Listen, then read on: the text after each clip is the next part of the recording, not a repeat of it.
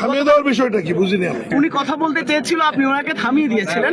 এই বিষয়টি নিয়ে এটাই তো স্বাভাবিক। আমি ঢাকা থেকে মন্ত্রী আসছি, আমি যা দেখছি এটা তো আমিই বলবো। উনি বললে তো মানুষ বলবে যে উনি ওনাকে সাপোর্ট করছে।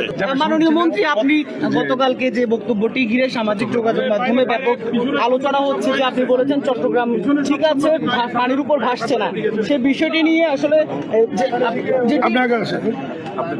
আওয়ামী লীগ সরকারের ব্যর্থতার একটি বিষয়, সেটি হয়তো বিএনপি সরকারের উপর দায় এসে পড়েছে। তবে গতকালকে যেভাবে আপনার বক্তব্যটি সামাজিক যোগাযোগ মাধ্যম বা মিডিয়াতে এসেছে যে আসলে চট্টগ্রামে পানির উপর ভাসছে না, এই বিষয়টি নিয়ে ব্যাপক প্রতিক্রিয়া হচ্ছে। পাশাপাশি আপনি এবং আমাদের মেয়র মহোদয় দুইজন একসাথে দাঁড়ানো, যেটি সামাজিক যোগাযোগ মাধ্যম ব্যাপক আলোচনা হচ্ছে যে ওনাকে কথা বলতে না দেয়া, থামিয়ে দেওয়ার যে বিষয়টি, সবকিছু মিলে সামাজিক যোগাযোগ মাধ্যমে ব্যাপক একটি প্রতিক্রিয়া হচ্ছে। থামিয়ে দেওয়ার বিষয়টা কি বুঝিনি আমি। উনি কথা বলতে চেয়েছিল, আপনি ওনাকে থামিয়ে দিয়েছিলেন।